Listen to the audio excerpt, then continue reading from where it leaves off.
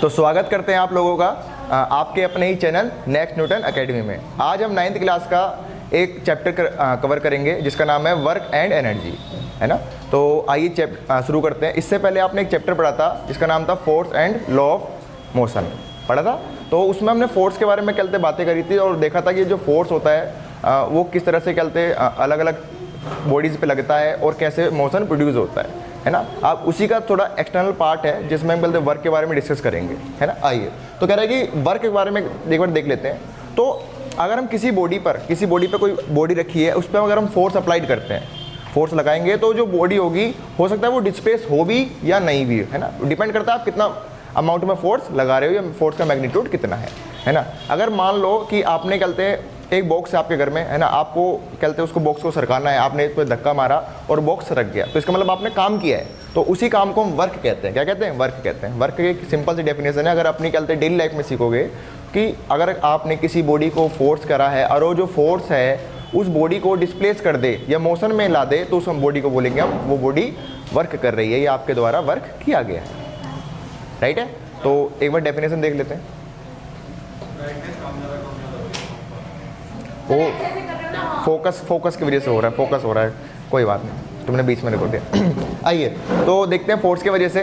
तो फोर्स जो आपका कहते हैं किसी अगर बॉडी पे लगेगा तो हम बोलेंगे वर्क हुआ है या नहीं हुआ। जब हम बोलेंगे जब जो बॉडी होगी वो डिस्प्लेस करेगी। लेट्स सपोज एक एग्जांपल ले लेते हैं कि अगर मैं इस दीवार को धक्का मारता हूँ, है ना, तो इसका मतलब मैं फोर्स तो लगा रहा हूँ, इस पर पूरा फोर्स लगा रहा हूँ, लेकिन ये जो दीवार है वो सरकेगी नहीं, है ना, वो डिस्प्लेस नहीं होगी अपनी जगह से। इसका मतलब ये है कि मैंने कोई वर्क नहीं किया। क्यों नहीं किया? क्योंकि उसने कोई अपनी पोजीशन चेंज नहीं करी या और अपनी पोजीशन डिस्प्लेस नहीं हुआ, ठीक है। तो ये क्या वर्क नहीं हुआ।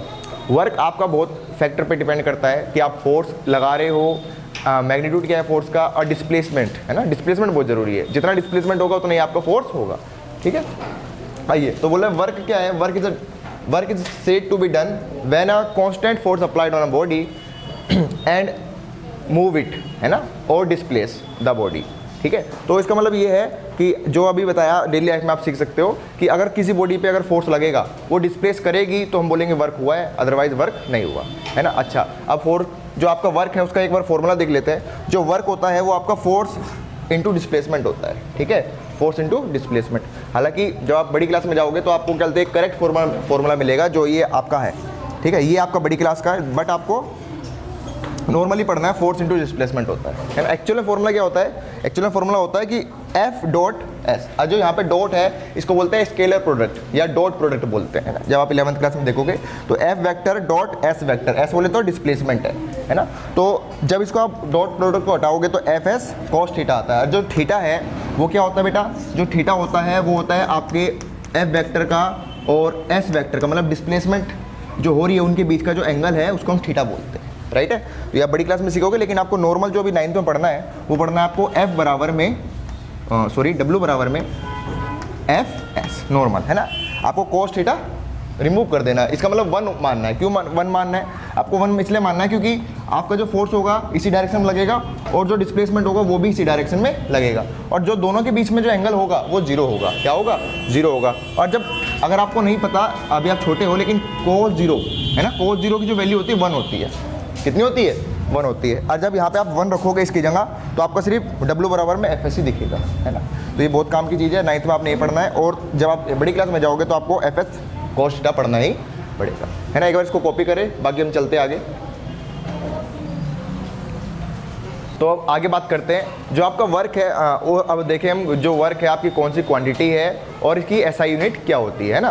तो जैसा कि आप लोग जानते हो जो वर्क है आपकी स्केलर क्वांटिटी होती है। स्केलर क्वांटिटी क्यों होती है? क्योंकि इसमें आता है डॉट प्रोडक्ट, है ना। ये स्केलर प्रोडक्ट शुरू में बताया था, तो ये स्केलर क्वांटिटी होती है। और जो इसकी SI यूनिट होती है बेटा वो होती है जूल की। क्या होती है? जूल। अगर आप कहते हैं ऐसे लिखोगे तो आप जूल लिखोगे, है ना, J छोटा वाला होगा, या तो फिर आप बड़ा वाला J लिख दो, वो भी काफ़ी है ना। अच्छा, या तो फिर इसकी एक और SI यूनिट होती है ना। तो कौन सी होती है? हमें पता फॉर्मूला पता होता है, W बराबर में होता है FS। कितना होता है? FS, है ना। अगर मेरे को वर्क की SI यूनिट निकालनी है तो फोर्स की SI यूनिट मेरे को याद होनी चाहिए। फोर्स की होती है न्यूटन और डिस्प्लेसमेंट की होती है मीटर। तो इसके क्या हो गया? Newton metre. इसका मतलब यह है कि 1 जूल में, कितने जूल में? 1 जूल में आपका 1 न्यूटन मीटर होता है ना। या तो आप जूल बोलो या तो न्यूटन मीटर बोलो, एक ही बात है, राइट है। चलिए अब आगे चलते हैं। तो अब ये बात करेगा कि जो कंडीशन है किसकी भाई, कंडीशन जो वर्क है आपका कौन कौन सी कंडीशन पे डिपेंड करता है। भाई 3 ही कंडीशन है, फॉर्मूला देख लो, फॉर्मूले ऊपर डिपेंड कर रहा है W बराबर में FS है ना, एक और होता है कौन सा, W बराबर में FS cos का, मेन फॉर्मूला यही है ना, FS cos थीटा। इसका मतलब ये है भाई फोर्स पे डिपेंड करेगा, डिस्प्लेसमेंट पे डिपेंड करेगा और एंगल पे भी डिपेंड करेगा, है ना। कैसे भाई डिपेंड करेगा, बोला कि अगर आपका वर्क जीरो कब होएगा, ध्यान रखना वर्क आपका जीरो कब होएगा।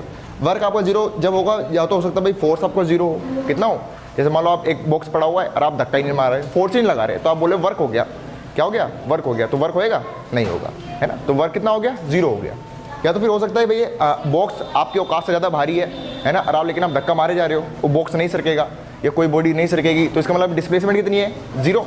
जब भी आपका वर्क डन कितना है, जीरो, या तो फोर्स जीरो या तो डिस्प्लेसमेंट जीरो। अच्छा, उसके बाद जो थीटा है, अगर थीटा 90 का बन रहा है, कितना का बन रहा है, 90, इसका मतलब जो फोर्स है और जो डिस्प्लेसमेंट है एक दूसरे के परपेंडिकुलर है, तो हम बोलेंगे जब भी आपका वर्क कितना है, जीरो है। वो कैसे जीरो है वो समझना, जब फोर्स आपका परपेंडिकुलर होगा, किसके भाई परपेंडिकुलर होगा, आपका फोर्स हो गया या आपकी डिस्प्लेसमेंट हो गई, दोनों एक दूसरे के परपेंडिकुलर होगा, तब भी आपका जो वर्क होगा वो कितना होगा, जीरो होगा। क्यों जीरो होगा, जैसे आप यहाँ पे परपेंडिकुलर मतलब 90 बनेगा एंगल, जैसे आप थीटा भरोगे तो कोस्ट जो 90 होता है वो जीरो होता है, कितना होता है, कोस 90 जीरो। यहाँ पे एक बार लिख लेना कि कोस जीरो जो होता है वो आपका 1 होता है, लेकिन कोस जो 90 होता है वो आपका कितना होता है, जीरो। और जैसे कोस 90 के यहाँ पे दर्शन होंगे, W बराबर में क्या होगा, जीरो हो जाएगा।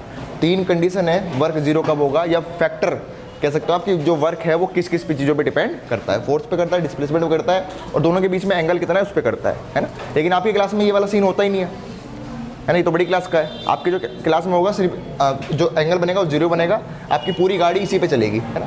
वो बड़ी क्लास में एंगल कितना बन रहा है, कितने पे खींच रहे हैं, बाकी इसको कॉपी करें एक बार, फिर आगे चलते हैं। आइए कुछ एग्जाम्पल देखते हैं जिसमें जो आपका फोर्स है वो जीरो होगा, या डिस्प्लेसमेंट जीरो होगी, या एंगल आपका क्या हो रहा है, 90 का बनेगा, है ना। तो चलिए देखिए, मान लीजिए कि आपका एक कहते पत्थर रखा है, यहाँ पे ज़मीन है और पत्थर आपका बहुत बड़ा रखा है ना, और एक छोटा सा बालक है ना 5 साल का, वो इसमें धक्का मार रहा है ना। तो भाई फोर्स तो लगा रहा है ना। पहली कंडीशन क्या है, पहली कंडीशन हम ले रहे हैं जो फोर्स है वो जीरो है ना, जो डिस्प्लेसमेंट वो है वो जीरो है, कितनी है, जीरो है डिस्प्लेसमेंट, है ना। तो ये जो बालक है ये इस पर धक्का मार रहा है, लेकिन ये जो पत्थर है इसके औकात से ज़्यादा है, तो ये पत्थर सरकेगा नहीं, है ना। इसका मतलब ये है नो डिस्प्लेसमेंट, नो डिस्प्लेसमेंट। जब डिस्प्लेसमेंट ही नहीं होगी, जब डिस्प्लेसमेंट ही नहीं होगी तो आपका जो वर्क हो गया कितना हो गया, जीरो हो गया, है ना। तो डिस्प्लेसमेंट होनी बहुत ज़रूरी है। अच्छा, दूसरा एग्जांपल ले लेते हैं और डिस्प्लेसमेंट का। जैसे मान लीजिए कि एक हमारे रामू काका हैं, है ना, वो बड़े दुखी है अपनी ज़िंदगी से, है ना। एक घर में काम करते हैं और वो उनका कहना ये है कि उनको पगार ही नहीं मिलती, है ना। 4 महीने हो गए काम करते करते। वो कहते हैं कि जहाँ पे मैं काम करता हूँ वो बोलता है तुम कोई काम ही नहीं करते, है ना। वो काम क्यों नहीं करते वो देखते हैं। जो कहते जहाँ पे वो काम करते हैं वो साइंस का कहते स्टूडेंट रह चुका है, तो बोलता है कि भाई रामू जी, जहाँ से आप स्टार्ट करते हो, आप अपने आप घर से आते हो बेड से उठकर, है ना, ये रामू जी का बेड है ना। आप अपने घर से आते हो बेड से उठकर और हमारे घर में आते हो, काम वाम करते हो और दोबारा अपने घर में जाके उसी बेड पे सो जाते हो, है ना। तो डिस्प्लेसमेंट आपकी जीरो हो गई, कितनी हो गई, डिस्प्लेसमेंट कितनी हो गई, जीरो हो गई, है ना। क्योंकि डिस्प्लेसमेंट बोलते हैं इनिशियल पॉइंट और फाइनल पॉइंट के बीच की डिस्टेंस आपकी डिस्प्लेसमेंट होती है। तो उनका कहना ये है भाई, जहाँ से आप आते हो रामू जी अपने घर से, वहीं पर आके काम वाम करके चले जाते हो, तो आपकी डिस्प्लेसमेंट जीरो है, इसका मतलब आपका वर्क क्या है, जीरो है। तो आपने कोई काम नहीं करा, तो जब कोई काम नहीं करा तो आपको किस बात के पैसे दिए जाएँ, डिस्प्लेसमेंट जीरो है, तो W बराबर में कितना आ गया, जीरो हो गया, है ना। इसी तरह एक और भैया हैं, वो भी बड़े लाचार हैं, वो मेले में काम करते हैं। जो मौत का कुआं होता है ना, मौत का कुआं देखा होगा आप लोगों ने, वो ऐसे गोल गोल घूमते हैं, है ना। तो भाई वो यहाँ से शुरू करते हैं घूमना, दोबारा घूम के यहीं पर आ जाते हैं, है ना। और जिस पॉइंट से शुरू करा उसी पॉइंट पर आगे, डिस्प्लेसमेंट कितनी हो गई, जीरो। तो उनको भी कोई पैसे वैसे नहीं मिले अभी तक। समझ में आ रहा है ये क्या हो रहा है, ये आपका डिस्प्लेसमेंट जीरो वाला केस है। जितने भी मतलब सर्कल में आपका जो वर्क होगा जीरो होगा। ऐसा नहीं है कि ऐसे हो सकता है कि अगर मान लो वो यहाँ से चलना शुरू करता है और दोबारा घूम के सिर्फ यहाँ पे आता है, पूरा सर्कल कंप्लीट ही नहीं करेगा। अगर पूरा सर्कल कंप्लीट नहीं करेगा तो वो कुछ ना कुछ वर्क करेगा, लेकिन अगर उसने सर्कल कंप्लीट कर दिया, इनिशियल पॉइंट और फाइनल पॉइंट एक ही जगह पर आ गए, तो उसका वर्क डन कितना होगा, जीरो। क्यों होगा, क्योंकि डिस्प्लेसमेंट कितनी हो गई, 0 है ना, बहुत काम की बात है।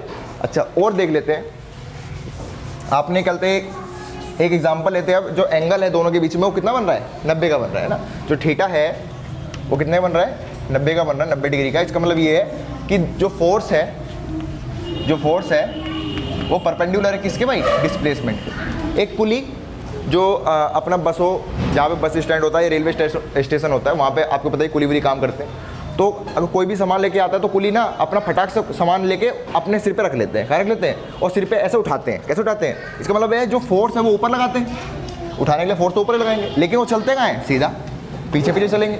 और जब फोर्स ऐसे उठाएंगे और ऐसे चलेंगे तो दोनों के बीच में कितना एंगल क्रिएट हुआ, 90 का। और जैसे ही एंगल 90 का क्रिएट हुआ, आपको पता है W बराबर में होता है आपका main formula FS cos theta, है ना। इसका मतलब थीटा क्या कौन है, थीटा है 90। और जैसे ही cos थीटा 90 होता है, इसका मतलब इसकी वैल्यू कितनी होती है, 0। इसका मतलब ये है इसकी जगह मेरे को 0 भरना चाहिए, और 0 से जितनी ये बाकी के जो लिपट गए वो भी 0। इसका मतलब वर्क डन कितना हो गया, 0। तो साइंस की नज़रों में जो कुली है वो भी कोई काम नहीं करता, है ना। तो ये आपके कुछ एग्जाम्पल थे जहाँ पे वर्क आपका क्या है, 0 हो रहा है। इसको एक बार कहते कॉपी कर ले, है ना, बहुत काम की बात है कि कौन कौन सा सीन है। जो अपना अगला टॉपिक है वो है work done against due to gravity, है ना, या ग्रेविटी के अगेंस्ट में जो कहते हैं आपका जो वर्क डन किया गया है उसके बारे में हम पढ़ते हैं। इसका मतलब ये समझिए, हमें पता है जो ग्रेविटी है वो हमने देखा था कि वो नीचे खींचती है। क्या खींचती है, नीचे खींचती है, अपनी तरफ खींचती है, जो अट्रैक्ट करती है अर्थ, है ना, due to acceleration of the gravity, है ना। जो कोई भी बॉडी है उसको अर्थ अपनी तरफ अट्रैक्ट कर लेती है। तो इसी के द्वारा में हम कहते वर्क पढ़ेंगे कि जो अगर हम कहते किसी बॉडी को ऊपर उठाएंगे तो हमें कितना वर्क करना पड़ेगा, और जो अर्थ है उस पर कितनी ग्रेविटी लगा के उसको खींचेगी, है ना, एक ही बात है। तो बोल रहा है कि जो वर्क होगा किसी भी बॉडी को कहते लिफ्ट करने में, उठाने में, जो होगा प्रोडक्ट होगा, क्या होगा, प्रोडक्ट होगा किसका, वेट का, और आपकी जो हाइट, कितनी हाइट पे उठाया गया है ना, वेट का, और आपकी जो कितनी हाइट पे उसको उठाया गया है। लेट्स सपोज जैसे मान लीजिए ये आपका चौक का पीस है, मैंने ज़मीन से इसको इतनी हाइट पर उठा रखा है, और मैंने बोला इस हाइट को नाम दिया मैंने H हाइट पर। कितने हाइट पर, H हाइट पर। अब इसका जो वेट होगा, हमें पता है वेट मतलब इसका जो मास होगा और जो ग्रेविटी इसमें फोर्स लगा रही है खींचने के लिए, है ना, तो इसका जो वेट हो गया mg हो गया।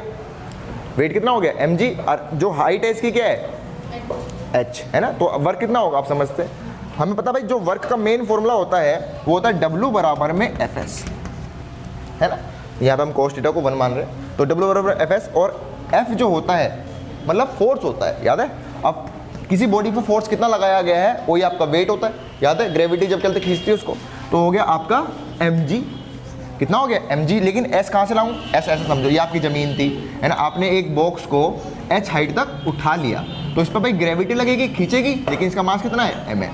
तो m जो है इसका मास हो गया, ग्रेविटी को खींच रही है, और h हाइट तक आपने उठा रखा है। तो s की जगह क्या भरूंगा आज, s, ठीक है, s की जगह भरेंगे h। तो w बराबर में हो गया mg h। m बोले तो मास, g बोले तो ग्रेविटी, h बोले तो हाइट, है ना। तो ये आपको बहुत काम का फॉर्मूला है कि भाई ग्रेविटी के अगेंस्ट आप चलते किस तरह से वर्क कर रहे हो, है वो बहुत काम की बात है। ये फॉर्मूला है बहुत काम का। और आगे वाले टाइम पे हम चलते हैं इसको पोटेंशियल एनर्जी के रूप में जानेंगे। जो पोटेंशियल एनर्जी होती है वो होते हैं mg h, है ना। बाकी इसको कॉपी करें फटाफट। आइए अब हम बात करते हैं एनर्जी के बारे में। किसके बारे में, एनर्जी के बारे में। जो एनर्जी है वो क्या चीज़ होती है, तो हमें पता है भाई किसी भी अगर हम काम को करेंगे, है ना, तो हमें क्या चाहिए, एनर्जी चाहिए। अगर आपके पास एनर्जी नहीं तो आप किसी भी काम को नहीं कर सकते। समझते हैं अपनी डेली लाइफ से। जैसे मान लीजिए आप थके हुए हो, है ना, आपको आपके मन नहीं कर रहा उठने का। क्यों नहीं कर रहा, अगर आप उठ तो जाओगे लेकिन आपके पास क्या है, एनर्जी नहीं है। क्या नहीं है, एनर्जी। आप थक गए हो, थक गए मतलब एनर्जी खत्म हो गई। इस तरह जैसे आप खाना पीना खाओगे एनर्जी आ जाएगी आपके पास, आप घोड़े की तरह तोड़ पड़ोगे, है ना। तो किसी भी काम को करने के लिए हमें क्या चाहिए, एनर्जी चाहिए। क्या चाहिए, एनर्जी चाहिए। तो समझते हैं, बोला कि the capacity to do work, है ना, the capacity to do work is called energy. मतलब किसी भी काम को या वर्क को करने के लिए कितनी कैपेसिटी है उसको हम क्या बोलते हैं, एनर्जी बोलते हैं, है ना। जितना आप वर्क करोगे उतनी आपकी एनर्जी खर्च होएगी, है ना। आइए समझते हैं। तो एनर्जी कई तरह की हो सकती है। लाइक आपकी कौन कौन सी हो सकती है देखते हैं। काइनेटिक एनर्जी हो गई आपकी, कौन सी हो गई, काइनेटिक एनर्जी। पोटेंशियल हो गई या मैग्नेटिक एनर्जी हो गई, ठीक है। ये सारी क्या एनर्जी की फॉर्म है, मतलब इतने तरह की एनर्जी होती है ना। आपकी इलेक्ट्रिक एनर्जी हो गई, केमिकल एनर्जी हो गई, न्यूक्लियर एनर्जी हो गई, थर्मल एनर्जी हो गई, है ना, और आपकी वाइब्रेशनल एनर्जी हो गई, या और भी होती है बहुत सारी, है ना, बहुत सारी एनर्जी होती है, बहुत सारी फॉर्म होती है एनर्जी की, है ना। अभी लेकिन अपने को 9th में सिर्फ किसके बारे में कल डिस्कस करना है, हमें सिर्फ इन दो लोगों के बारे में पढ़ना है, एक काइनेटिक एनर्जी के बारे में और एक पोटेंशियल एनर्जी के बारे में। हमें सिर्फ इन दोनों के बारे में पढ़ना है, बाकी अपने लिए क्या है बकवास है, लेकिन एक बार याद कर लेना कि कौन कौन सी फॉर्म आपकी एनर्जी की होती है। अच्छा, जो एनर्जी होती है भाई वो स्केलर क्वांटिटी होती है। कैसी क्वांटिटी होती है, क्योंकि हमें पता है भाई जो वर्क है वो आपका स्केलर है और एनर्जी हमें किस लिए चाहिए, वर्क करने के लिए चाहिए, तो आपकी जो एनर्जी है वो भी आपकी क्या है, स्केलर क्वांटिटी है। अच्छा, उसके बाद जो एसआई यूनिट होती है एनर्जी की क्या होती है, जूल होती है। क्या होती है, याद है, वर्क की भी जूल थी और एनर्जी की भी क्या है, जूल है। इसका मतलब ये है अगर एनर्जी की ऐसा यूनिट जूल है तो इन सारी एनर्जी की यूनिट क्या होगी, जूल होगी, है ना। मतलब काइनेटिक एनर्जी की जूल होगी और पोटेंशियल की भी जूल होगी, बाकी एनर्जी की क्या होगी, ऐसा यूनिट जूल ही होगी, क्योंकि सारे क्या है एनर्जी के ही पार्ट है ना। हाँ, एक एक करके इनके बारे में डिस्कस करते हैं, राइट है, कॉपी करें। आइए अब आप बात करते हैं भाई, पहली जो अपने एनर्जी है उसका नाम है काइनेटिक एनर्जी। क्या चीज़ है, काइनेटिक एनर्जी। अब समझते हैं काइनेटिक एनर्जी होती क्या है। ऐसे समझिए कि जो आपकी जो काइनेटिक एनर्जी है, क्या चीज़ है, काइनेटिक एनर्जी है वो अगर कोई बॉडी मोशन में है, किसमें, अगर कोई बॉडी मूव कर रही है मोशन में, तो हम बोलेंगे उसके पास कौन सी एनर्जी है, काइनेटिक एनर्जी। जो काइनेटिक एनर्जी आती है किसकी वजह से आती है, जब कोई बॉडी मूव करती है उसकी वजह से आपकी काइनेटिक एनर्जी आती है। क्या आती है, काइनेटिक एनर्जी आती है। समझ में आ गया। काइनेटिक एनर्जी कब आती है, जब कोई बॉडी आपकी मूव करती है, मोशन में होती है, इसको बोलते हैं काइनेटिक एनर्जी। तो अपने पता भाई जो सारी एनर्जी है वो कैसी है, वो आपकी स्केलर क्वांटिटी है। देखो यहाँ पे जो स्केलर क्वांटिटी है, उसके बाद जो एसआई यूनिट होती है उनसे जूल है। अच्छा, काइनेटिक एनर्जी की जो फॉर्मूला है वो है के ई बोलेंगे उसको, तो काइनेटिक एनर्जी को शॉर्ट में होता हाफ एम वी का स्क्वायर, हाफ एम वी का स्क्वायर। ये क्या है, आपकी काइनेटिक एनर्जी है ना। एक बार इसको करते, एक बार कॉपी कर लो और फिर हम देखते हैं भाई काइनेटिक एनर्जी का फॉर्मूला आया कहाँ से और वर्क और काइनेटिक एनर्जी में क्या रिलेशन है। आइए अब हम देखते हैं भाई दोनों के बीच में क्या रिलेशन है। कौन दोनों, काइनेटिक एनर्जी और आपका जो वर्क है, दोनों के बीच में क्या रिलेशन है। तो वह relation between work and kinetic energy, के ई मतलब काइनेटिक एनर्जी, राइट है। चलिए अब दिमाग लगाना बस, है ना, और कुछ करना ही नहीं अपने को। मान लो कि एक आपकी ज़मीन थी, ये बना देते ज़मीन फ्रिक्शन वाली, और यहाँ पे आपकी एक बॉडी रखी हुई है। क्या रखी है, बॉडी रखी हुई है, राइट है। बॉडी आपकी चल रही है, क्या कर रही है, चल रही है, और उस पर एक फोर्स लग रहा होगा, है ना, और उसने कुछ ना कुछ डिस्टेंस आपकी कवर कर दी होगी। लेट्स सपोज एस डिस्टेंस आपने उसकी कवर कर दी, चल रही है बॉडी, मूव कर रही है। अपने को पता है अगर कोई बॉडी चलती हुई पकड़ी गई, उसका मतलब उसके पास वेलोसिटी है ना। तो इसकी जो इनिशियल वेलोसिटी होगी मैं इसको यू मान लूँ, है ना, जो फाइनल जो होगी वो क्या होगी। लेट्स यहाँ पे मैंने इसको देखा, इस बॉडी को मैंने यहाँ पे देख लिया, है ना, ये पहले यहाँ पे देखी गई फिर यहाँ पे देखी गई। इसकी जो फाइनल वेलोसिटी कितनी है, वी है। कितनी है, वी की फाइनल वेलोसिटी। और ये कौन सी है, इनिशियल,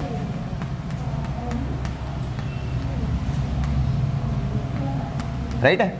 अच्छा, अपने को फिर ये भी पता है कि अगर कोई बॉडी चलते पकड़ी हुई मूव करते हुए पकड़ी गई है तो भाई ऐसे तो चलती नहीं है, उसके पास वेलोसिटी है ना, एक्सेलरेशन भी होगा। अगर फोर्स लग रहा है तो उसके पास क्या है, एक्सेलरेशन है। क्या है, एक्सेलरेशन है ना। अब फोर्स का मतलब भी पता अपने को, एफ बराबर में क्या होता है, एम ए, है ना। याद करो, कुछ धुंधली याद है जो पिछले चैप्टर में हम बोल चुके हैं, है ना, एफ बराबर में एम ए होता है, राइट है। चलिए अब करते हैं। तो अपने को पता है भाई जो वर्क होता है, जो वर्क होता है वो क्या होता है, फोर्स इनटू में डिस्प्लेसमेंट, फोर्स इनटू में डिस्प्लेसमेंट। अच्छा, फोर्स का मतलब अपने को पता है एम ए, अभी उधर देख के आए एम ए, और डिस्प्लेसमेंट एस तो रख देते हैं क्योंकि वो एस डिस्प्लेस हो गई थी, है ना। उस पर एक फोर्स लग रहा था, कोई बॉडी थी तो मूव कर रही थी, और हमने शुरू में ऐसा देखा यहाँ पे तो उसकी कुछ ना कुछ वेलोसिटी थी इनिशियल, और वहाँ पे देखा तो कुछ ना कुछ वेलोसिटी आपकी फाइनल थी, है ना। अब हम एक क्या करते हैं, इसको एम जो आपका एम है उसको अलग छोड़ते हैं और ए एस को एक डिब्बे में पैक करते हैं। काहे पैक कर रहे हैं उसका रीज़न भी है ना। चलिए, आपने याद है 8th चैप्टर में एक फॉर्मूला पढ़ा था कि भैया 2as बराबर में होता है वी स्क्वायर माइनस का यू स्क्वायर, याद है। तो ये कौन सी इक्वेशन है, ये थर्ड इक्वेशन है ना। लेकिन यहाँ पे देखो as यहाँ पे है और as यहाँ पे है, तो ये दो यहाँ पे क्या कर रहा है, नीचे सरका दूँ, तो यहाँ पे जो as हो गया v का स्क्वायर माइनस का u का स्क्वायर अपॉन में कितना 2, ठीक है भाई। तो मतलब इसकी जगह as की जगह आप ये पूरा भरने वाले हो, भर देते हैं यहाँ पे। तो m यहाँ पर भरेंगे v का स्क्वायर माइनस का u का स्क्वायर, v का स्क्वायर माइनस का u का अपॉन में 2। अच्छा, कितने को पता है जो m बैठा है वो बाहर किस लिए बैठा है, मल्टीप्लाई होने के लिए। तो मल्टीप्लाई इससे होगा, इससे होगा, दोनों से। जब दोनों से होगा और ये जो 2 है वो प्रसाद की तरह बटेगा, है ना। तो ये अपना देखो 1/2 बाहर आ गया भाई, m v का स्क्वायर जब इससे मल्टीप्लाई हुआ, माइनस का माइनस, फिर 1/2 m u का स्क्वायर, राइट है। कोई दिक्कत नहीं है। अरे बगल में क्या चला था अपना w, याद है ये वाला फॉर्मूला, ये कौन सा फॉर्मूला है, ये जो अभी पीछे, हाँ काइनेटिक एनर्जी जो पढ़ा था पीछे, है ना। अच्छा याद देखो, ये जो V है वो कौन सी वेलोसिटी है, फाइनल वाली, तो ये कौन सी काइनेटिक एनर्जी होगी, फाइनल काइनेटिक एनर्जी। और ये इनिशियल U इनिशियल वेलोसिटी, तो ये कौन सी एनर्जी हो गई, इनिशियल काइनेटिक एनर्जी, राइट है। तो जो आपको W होता है, मतलब जो वर्क होता है वो क्या होता है, वो डिफरेंस होता है किसका, फाइनल वेलोसिटी और फाइनल काइनेटिक एनर्जी का और इनिशियल काइनेटिक एनर्जी का। तो हम कह सकते हैं भाई जो के ई मतलब काइनेटिक एनर्जी, लेकिन कौन सी वाली, F बोले तो फाइनल, माइनस के ई कौन सी वाली, आई इनिशियल, है ना। वो क्या होता है, वो आपका वर्क डन होता है। Work done is a difference of final kinetic energy and initial kinetic energy, right है। तो बहुत काम की चीज़, लेकिन सर हमने तो क्या था, सिर्फ पीछे वाला ये फॉर्मूला पढ़ा था 1/2 mv का स्क्वायर, ये तो था ही नहीं। अब मान लो भाई ऐसा होता है कि कभी कभी काइनेटिक एनर्जी कितनी होती है, ओ आपकी जो शुरू की आपकी वेलोसिटी होती है वो कितनी होती है, 0। क्या हुआ होगा कि जो आपकी जो शुरू की जो आपकी इनिशियल वेलोसिटी है वो कितनी रहेगी, होगी 0। और जैसे ही यहाँ पे 0 होगा ये पूरी पार्टी गायब, तो हाफ mv का स्क्वायर हो गया, हाफ mv का स्क्वायर। इसका मतलब ये जो आपकी वाली एनर्जी क्या है, गायब है। तो हम कह सकते हैं भाई जो वर्क है वो किसके बराबर हो गया, सिर्फ फाइनल वेलोसिटी के बराबर हो गया, है ना। तो इसलिए फाइनल काइनेटिक एनर्जी के बराबर हो गया। तो हम इसलिए बोलते हैं काइनेटिक एनर्जी क्या होती है, हाफ mv का स्क्वायर होती है। इसका मतलब वर्क भी वही है, जितनी आप एनर्जी दोगे उतना ही आपका वर्क होगा। बहुत काम का फॉर्मूला है, आपकी काइनेटिक एनर्जी है, दोनों के बीच में ये रिलेशन है और फॉर्मूला आपका ये होता है मेन। लेकिन आपकी जो अगर ये आपका U 0 हो जाए, क्या 0 हो जाए, U 0 हो जाए, तो आपको सिर्फ ये वाला फॉर्मूला दिखता है, ये वाला दिखता ही नहीं है, राइट है। एक बार कॉपी करें। हाँ आइए, अभी हमने ताज़ा काइनेटिक एनर्जी के बारे में पढ़ा है, अब हम पढ़ते हैं पोटेंशियल एनर्जी के बारे में। जो आपकी पोटेंशियल एनर्जी होती है वो किसी बॉडी के पास कब आती है वो हम देखते हैं। बोला है कि अगर किसी बॉडी के पास पोजीशन में चेंज आएगा या उसकी शेप और साइज में चेंज आएगा, उसके पास कौन सी एनर्जी होगी, पोटेंशियल एनर्जी होगी, है ना। पोजीशन मतलब कैसे भाई, पहले वो छोटी सी हाइट पे था, अब उसको आपने खींच के इतनी ऊपर ले आए, तो उसकी जो एनर्जी है वो कौन सी एनर्जी होगी, पोटेंशियल एनर्जी होगी। पोटेंशियल एनर्जी आती है जब उसकी पोजीशन में चेंज आता है, क्या आता है, पोजीशन में चेंज आता है। ठीक इसी तरह जैसे मान लीजिए कि आपके पास कोई कहते रबर है ना, आपने रबर को खींचा तो उसकी जो साइज है वो क्या हो गई, चेंज हो गई, क्या हो गई, चेंज हो गई। शेप भी क्या हो गया, चेंज हो गया। किसी बॉडी में अगर शेप में और साइज में चेंज आएगा तो हम बोलेंगे उसके पास कौन सी एनर्जी है, पोटेंशियल एनर्जी है, याद है। और काइनेटिक एनर्जी क्या थी, अगर कोई बॉडी मूव कर रही है तो उसके पास कौन सी एनर्जी है, काइनेटिक एनर्जी है। बहुत काम की बात है। और जैसे मान लो आपके पास स्प्रिंग है, आपने स्प्रिंग खींची तो उसकी जो शेप है वो बिगड़ गई, लंबी हो गई, है ना, साइज भी लंबा हो गया, तो हम क्या बोलेंगे, जो उसके पास कौन सी एनर्जी है, पोटेंशियल एनर्जी, है ना। तो बोला कि जो पोटेंशियल एनर्जी आती है वो किसकी वजह से आती है भाई, बॉडी की जो पोजीशन है उसकी वजह से आती है, या तो फिर हम कह सकते हैं शेप और साइज की वजह से उसके पास पोटेंशियल एनर्जी आती है। अच्छा, जो पोटेंशियल एनर्जी है आपको पता है स्केलर क्वांटिटी है, याद है शुरू में बात करी थी। और ऐसा यूनिट क्या होती है, जूल होती है। सबकी ऐसा यूनिट क्या है, जूल है। सबकी जो जितनी भी एनर्जी है सबकी ऐसा यूनिट क्या है, जूल होती है। अच्छा, जो पोटेंशियल एनर्जी होती है आपकी दो तरह की होती है भाई, एक स्ट्रेन पोटेंशियल एनर्जी और एक ग्रेविटेशनल पोटेंशियल एनर्जी। ठीक है, जो आपकी स्ट्रेन पोटेंशियल एनर्जी है वो किसकी वजह से आती है, वो आती है पोजीशन की वजह से, है सॉरी, वो आपकी आती है किसकी वजह से, शेप और साइज की वजह से। किसकी वजह से आती है, शेप और साइज की वजह से। ग्रेविटेशनल में क्या होता है, पोजीशन, क्या होती है, पोजीशन, मतलब हाइट। अगर आपने कहते कुछ हाइट तक आपको किसी बॉडी को उठा लिया या लिफ्ट कर लिया तो हम बोलेंगे उसके पास कौन सी एनर्जी है, ग्रेविटेशनल पोटेंशियल एनर्जी। लेकिन मन की आंखों से हम जानते हैं ऐसा, लेकिन हम नॉर्मल बोलते हैं उसके पास पोटेंशियल एनर्जी है। कौन सी एनर्जी है, लेकिन हमें पता है अंदर अंदर ग्रेविटेशनल पोटेंशियल एनर्जी है। क्यों, वो ग्रेविटी की वजह से आई है, राइट है। एक बार कॉपी करें फिर हम चलते दोनों देखेंगे। हाँ आइए, तो अभी हमने कल देखा था ताज़ा कि जो पोटेंशियल एनर्जी आपकी दो तरह की है, उसमें से हम पहले पढ़ने वाले स्ट्रेन पोटेंशियल एनर्जी। भाई जो स्ट्रेन पोटेंशियल एनर्जी है हमने देखा था कि भाई कब आती है, जब किसी भी बॉडी की शेप में या साइज में उसका डिफरेंस आ जाएगा, या भाई शेप चेंज हो गई या साइज चेंज हो गया, उसकी वजह से कौन सी पोटेंशियल एनर्जी आती है, स्ट्रेन पोटेंशियल एनर्जी आती है ना। तो एग्जांपल आप देख लेते हैं भाई, स्ट्रेटेज आपकी स्प्रिंग हो गई। जैसे मान लो भाई आपकी जो स्प्रिंग थी वो पहले बड़ी आराम से रखी हुई थी, ये आपकी स्प्रिंग बना रहा हूँ मैं, है ना, ये नॉर्मली आपकी स्प्रिंग ऐसे रखी हुई है। लेकिन क्या हुआ, कल को मैंने क्या बोलते हैं इसको भी खींच दिया, क्या कर दिया, खींच दिया, यहाँ पे ले आया मैं खींच के। इसका मतलब ये है कि भाई वो पहले तो यहीं पर थी, यहीं तक थी बेचारी, यहाँ तक थी, लेकिन अब वो क्या हो गया, वो एक्स डिस्टेंस आगे बढ़ गई। क्या बढ़ गई, एक्स डिस्टेंस आगे बढ़ गई। लेकिन कब बढ़ गई, जब आपने इस पर क्या लगाया, एक फोर्स लगाया। आपने ऐसे क्या करा, एक खींचा तो आपकी जो स्प्रिंग थी वो आपकी क्या हो गई, फैल गई है ना। देखो कितनी फैल गई, एक्स डिस्टेंस फैल गई। तो इसका हम बोलेंगे वर्क का फॉर्मूला क्या हो गया भाई, वर्क बराबर हो गया एफ एस, एफ एस होता था, लेकिन यहाँ पे जो एस है डिस्प्लेसमेंट ही है, और डिस्प्लेसमेंट अब कितनी हुई है, एक्स हो गई है, तो हम एच की जगह एक्स रख देंगे, तो आपका डब्ल्यू बराबर में क्या होगा, एफ एक्स। ठीक है, ये क्या हो गया, आपका वर्क हो गया जब आप स्प्रिंग को खींचोगे। ठीक इसी तरह जो आपका जो धनुष होता है, आपने देखा होगा है ना, नॉर्मली ऐसे रबड़ बंदी होती है, लेकिन आप क्या करते हो, उस रबड़ को खींच लेते हो। क्या कर लेते हो, खींच लेते हो। क्यों खींच लेते हो, क्योंकि उसमें आपको तीर फंसाना है ना। जब खींचते हो तो पीछे रबड़ आपकी जाती है, तो पहले आपकी रबड़ यहाँ पे थी, लेकिन अब कहाँ, यहाँ चली गई, तो भाई शेप क्या हो गई, चेंज हो गई, या पोजीशन क्या हो गई, चेंज हो गई। जैसी पीछे चेंज गई, इसके पास कौन सी एनर्जी आ गई, पोटेंशियल एनर्जी आ गई, राइट है। तो एक बार कॉपी करें, और अब हम कल जो बी पार्ट है उसका कवर करते हैं। हाँ, आइए तो हम सेकंड टाइप्स की पोटेंशियल एनर्जी की बात करते हैं, जिसका नाम है ग्रेविटेशनल पोटेंशियल एनर्जी। ये कब आती है, हमने पहली बात कर चुके हैं इसके बारे में, लेकिन फिर भी एक बार दोबारा, ये आती है जब कोई बॉडी को आप कहते ग्राउंड से थोड़ा सा ऊपर उठा लेते हो, मतलब उसके पास कुछ ना कुछ जैसी हाइट आई, हम बोलेंगे उसके पास कौन सी एनर्जी आ गई, पोटेंशियल एनर्जी आ गई। कौन सी वाली, ग्रेविटेशनल पोटेंशियल एनर्जी, राइट है। तो बोला है कि इसका जो फॉर्मूला होता है वो होता है PE बराबर में mgh। याद है जब हम निकलते वर्क डन अगेंस्ट ग्रेविटी करा था, तो हमने W बराबर में लिखा था mgh, है ना। यही वही वाली बात है। आपका जो मान लो कोई ज़मीन है, ज़मीन से आप निकलते एक बॉक्स को या किसी बॉडी को आपने ऊपर उछाल लिया, कितनी हाइट तक उठा लिया भाई, h हाइट तक, लेकिन उस पर जो ग्रेविटी लगेगी वो तो g लगेगी, है ना, और उसके पास कुछ ना कुछ मास होगा, और हम ड्राइव कर चुके हैं, वाला फॉर्मूला है ना। तो फॉर्मूला क्या हो गया, mgh। कौन सा फॉर्मूला है, mgh। ये कौन सा फॉर्मूला है, पोटेंशियल एनर्जी का फॉर्मूला है। कौन सा एनर्जी फॉर्मूला है, पोटेंशियल एनर्जी का फॉर्मूला है ना। इसके बाद हम पढ़ते हैं टोटल एनर्जी क्या होती है, राइट है, टोटल एनर्जी। तो यहीं पर समझ लो, टोटल एनर्जी जो होती है वो होती है the sum of kinetic energy and potential energy. भाई जो टोटल एनर्जी होती है वो क्या होती है, पोटेंशियल एनर्जी और काइनेटिक एनर्जी का क्या होता है, सम होता है। उसको हम देखते हैं आगे, तब तक के लिए कॉपी करिए इसको फटाफट। आइए अब हम देख लेते हैं भाई जो प्रिंसिपल है वो क्या कहता है। कौन सा प्रिंसिपल, कंजर्वेशन ऑफ एनर्जी का, है ना।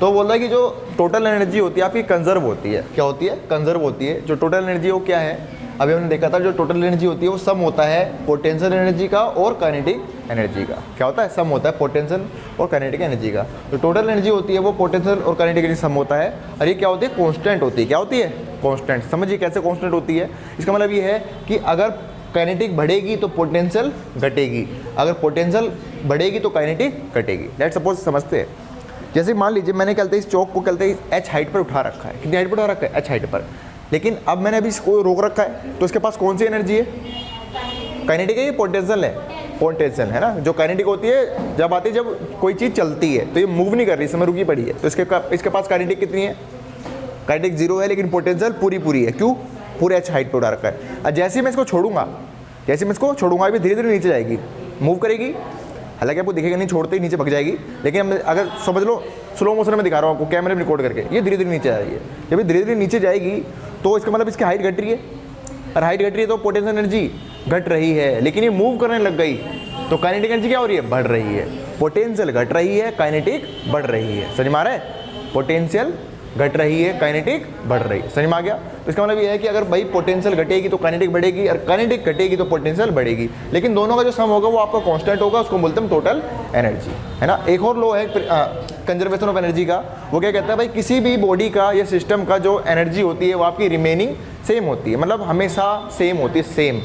इसका मतलब ये है एनर्जी को ना तो बनाया जा सकता है ना तो ही खत्म किया जा सकता है। Energy can not be destroyed और नॉर बी क्रिएटेड, है ना, in any system, but it is transfer from one form to another form.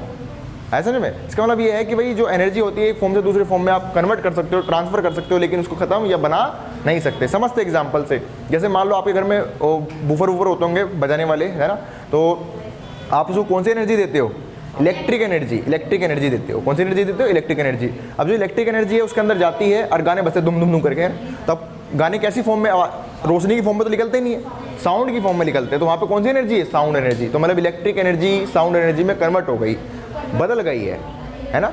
तो बोले कि एनर्जी को एक फॉर्म से दूसरी फॉर्म में आप बदल सकते हो, लेकिन ना तो ख़त्म कर सकते हो ना ही कम कर सकते हो। एक और एग्जाम्पल समझते हैं, जैसे मान लो भाई इस अर्थ पे जितनी भी एनर्जी है ना, मैंने एक ट्रक एनर्जी यहाँ से उठाई, है ना, एक ट्रक एनर्जी मैंने हरियाणा से उठाई, और एक ट्रक वही एनर्जी मैंने दिल्ली में डाल दी, है ना। समझ लो, ऐसे एग्जांपल ले रहे हैं, है ना। एक ट्रक एनर्जी कहते हरियाणा से उठाई और दिल्ली में डाल दी, तो पूरे जो अर्थ पे कितनी एनर्जी रही, सेम ही तो रही। अरे यहाँ से उठा के यहाँ डाल दी, पूरे अर्थ पे तो सेम ही रही, लेकिन हरियाणा में तो कम हो गई, दिल्ली में बढ़ गई। तो इसका मतलब बोल रहा है भाई जो पूरी एनर्जी होती है वो क्या होती है, रिमेनिंग सेम होती है। क्या होती है, देखो रिमेन सेम होती है या कंजर्व होती है, लेकिन उसको आप एक फॉर्म से दूसरे फॉर्म में चेंज कर देते हो। यहाँ से डाल के यहाँ कर दोगे, यहाँ से कहीं और कर दोगे, लेकिन टोटल रहेगी वो क्या होगी आपकी, सेम रहेगी, है ना। इसको एक बार कॉपी कर लें, ठीक है, फिर आगे चलते हैं।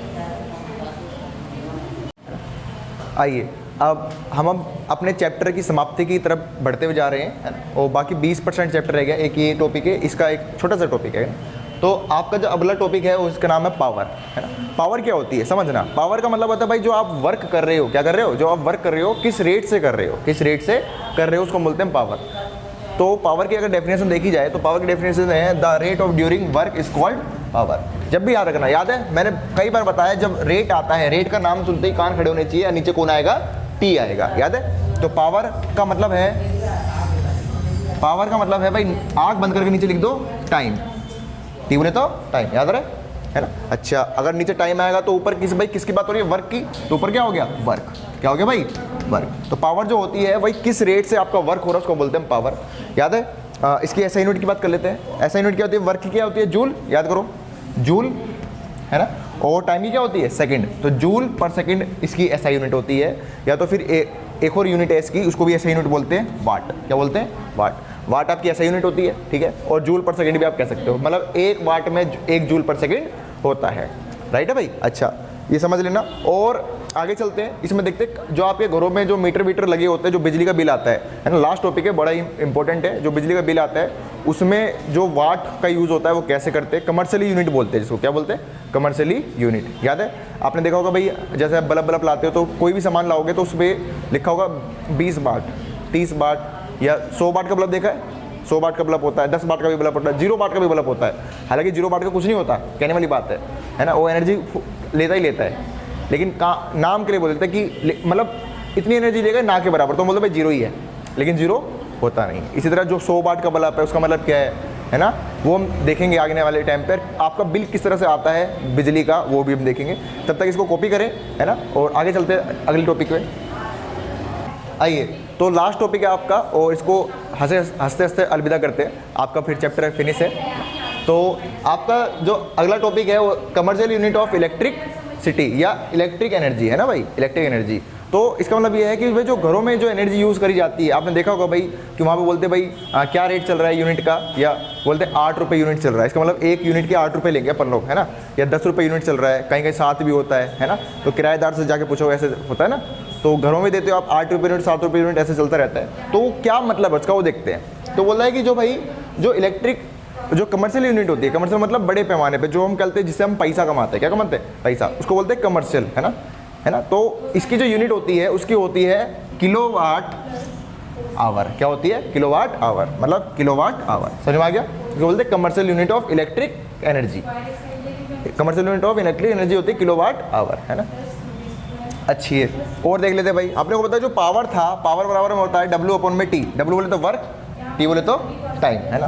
तो हमें क्या निकालना है, एनर्जी निकालनी है। W मतलब एनर्जी कितनी यूज़ करोगे, तो पावर हो गई और इंटू में T हो गया, क्या हो गई, पावर हो गई इंटू में T हो गया। हमें ये निकालना भाई 1 किलोवाट में, किलोवाट आवर में, 1 किलोवाट आवर में कितनी एनर्जी कंज्यूम होती है ना, कितनी एनर्जी वेस्ट होती है। तो भाई 1 किलोवाट में कितना पता है, किलो का मतलब 1000 होता है, और वाट को वाट ही रहने दो, और आवर का मतलब सेकंड में ले जाओ, किस में ले जाओ, सेकंड में ले जाओ, कितने, 60 इंटू में 60, याद है। तो हम बोलेंगे भाई एक तो अपना 1000 यहाँ पे लिख देता हूँ मैं, और इसको 60 इंटू में 60 लिख देते हैं, 60 इंटू में 60, तो ये अपना 6 से 36 हो गया, कितना हो गया 36, और इंटू में कितने भाई 1 2 3 4 5 है, 5 जीरो, कितने जीरो, 5 जीरो। लेकिन हमें पॉइंट में देखने का जाता है ना, आगे जाके आप समझोगे जब 11th 12th में जाओगे, इन ऐसी चीज़ों को पॉइंट में देखा जाता है। तो जब पॉइंट में देखोगे तो ये 1 जीरो और लगा दूँ, देखो नीचे 10 करता हूँ और ऊपर मैं 10 मल्टीप्लाई कर देता हूँ, कोई फर्क पड़ेगा, नहीं पड़ेगा। तो जो पॉइंट होगा नीचे वाला वो सटक से ऊपर जाएगा और पॉइंट बदल गया। लेकिन 5 और 1 6 जीरो हो गए, कितने जीरो हो गए, तो हम 5 यहाँ क्या कर देते हैं, 6 जीरो कर देते हैं, क्या कर देते हैं, 6 जीरो। तो 3.6 इंटू 10 की पावर में 6। लेकिन निकाला क्या आप लोगों ने बताया कोई, ये W निकाला, और W की यूनिट क्या होती है, जूल। अरे बोलना पड़ेगा यार, जूल, ये क्या है, जूल। मतलब आपकी जो एनर्जी यूज़ होती है ना, जो आपकी एनर्जी किसमें, 1 वाट आवर में होती है 3.6 इंटू 10 की पावर में जूल। और इतनी ही एनर्जी को, मतलब हम कह सकते हैं भाई 1 किलो वाट आवर को हम बोलते हैं 1 यूनिट ऑफ इलेक्ट्रिसिटी। क्या बोलते हैं, जो आप बिजली यूज़ करते हो ना, ये इतना होता है। अगर आपने इतनी जूल एनर्जी खर्च कर दी, इसका मतलब 1 यूनिट है, इसका मतलब आपको इतने के 8 रुपये देने पड़ेंगे। अगर 8 रुपये यूनिट चल रही है तो, अगर 7 चल रही है तो 7 देने पड़ेंगे। याद रहा है? ये आपका देख लो भाई 1 सेकंड में, ये देखो ये भाई 1 वाट 1 घंटे में खत्म होती है, उसके हिसाब से एनर्जी हमने सेकंड में बदल दिया इसको। कितना बदल दिया? सेकंड में। क्यों बदला सेकंड में? हमें पता है भाई सबको ऐसा यूनिट में ले जाओ। हमने भाई आवर को किस में ले गए? सेकंड में ले गए, है ना। तो इसका मतलब ये है कि हम कह सकते हैं भाई, इसका मतलब ये होता है कि 3.6 इंटू 10 की पावर में 6 जूल का मतलब होता है 1 यूनिट ऑफ इलेक्ट्रिसिटी, है ना, जो आपके घरों में यूज़ होती है। याद है? हम बोलते थे भाई 8 रुपये यूनिट, 7 रुपये यूनिट। इसका मतलब ये होता है कि भाई यूनिट का मतलब है 1 यूनिट में आपकी इतनी जूल एनर्जी खत्म होएगी। अगर इतनी खत्म होएगी तो हम बोलेंगे भाई इतने पैसे हम देंगे। इसी हिसाब से आपकी जो कहते हैं गवर्नमेंट होती है, आती है, मीटर चेक करती है और मीटर में देख लेते हैं कितनी जूल आपने अभी तक खत्म कर चुके हो, उसके हिसाब से कैलकुलेट करके आपके घर पे दे देते हैं, लो भैया भरो अब। राइट है? तो आपका चैप्टर खत्म हो चुका है और इसको एक बार कॉपी कर ले। तब तक के लिए अगर कोई भी डाउट हो आप कमेंट बॉक्स में ज़रूर बताएं और मिलते हैं अगले एक और चैप्टर के साथ। जब तक के लिए जय हिंद, जय भारत।